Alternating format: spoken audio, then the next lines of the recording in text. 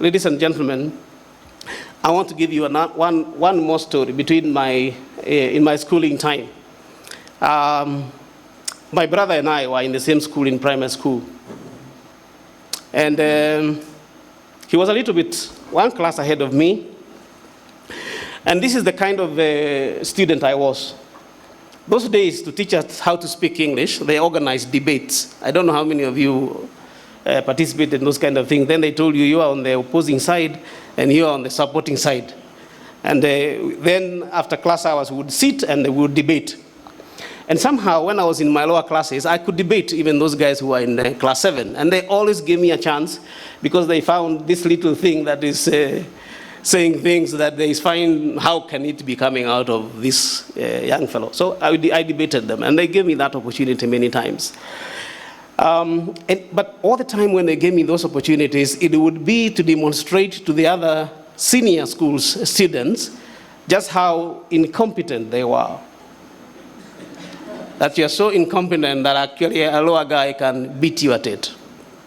In fact, it didn't just happen there. It happened in reading. They would call me from Saturday 3, they take me to Saturday 5, they give me a passage. They tell you, read it for them. So I read it. When I get to the end, they clap. After they clap, they are taken through a session. This is my third teacher. I told you I'm going to tell you about 3 teachers. This is the third teacher. And this student, after I have read, he would tell the student to say after me, we are very thick.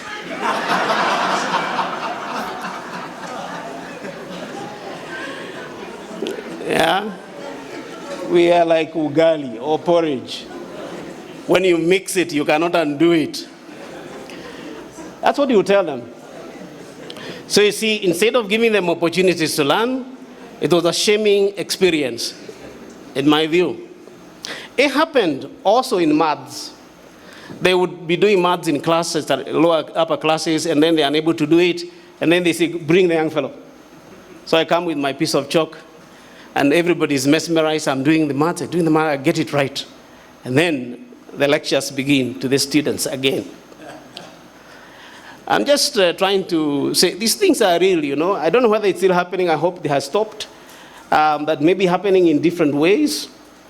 So I was also a bit organized. So my maths book, I would organize it nicely, draw these columns on this side, columns on this side. When I finish the sum, I draw a line across it. So it was looking very nice. But my brother was one class ahead of me.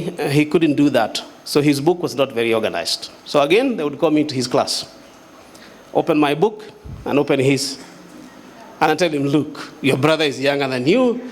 Look how he's doing. And look at yours. Look at yours. The whole thing was a shaming system rather than a learning system, in my view. And one of the years, those days, they used to allow kids, when you do your exams and you don't do very well, you repeat. So people are repeating. So if you look at the picture I showed you, you might have seen some fairly big guys. And if you compared with some of us who looked very small, it's because they had been repeating classes and they were a bit older than us, ourselves. So this happened to my brother. So he didn't do very well. And he was about to repeat. But I think when he remembered what he has been taken through with this shaming thing, he said instead of repeating, he would rather drop out of school. So he dropped out of school. And he went, became a tout in the village. There was one matatu that used to go up and down. He became a tout there.